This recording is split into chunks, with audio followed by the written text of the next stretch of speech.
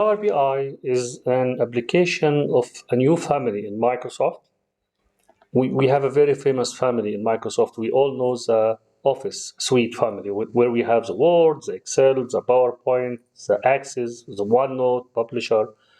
But recently, in the last years, we have a new family. This family is called Power Platform. In Power Platform, you have four main applications. Before we have five, but one of them is moved as a part of another one. We have Power BI, Power Apps, Power Automate, Power Virtual Agent, and Power Pages.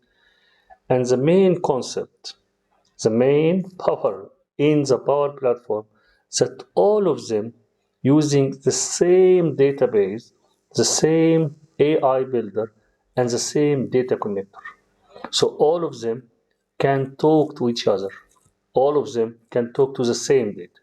So you can create an application that automate a file, and you can create a Power BI report using the file. You just automate it. You can automate an action based on an analysis done by the Power BI. You can create a virtual agent to answer the customer question based on the data automated from a Power App, and so on. So all of them can talk to the same data using the Dataverse as the main layer of the database in the Power Platform. In Power BI, we have three different main applications because we have more than three, but the main component in Power BI are the Power BI desktop, Power BI online, or the new name is Power BI service, and the Power BI mobile. We use the desktop for data preparation and report creation.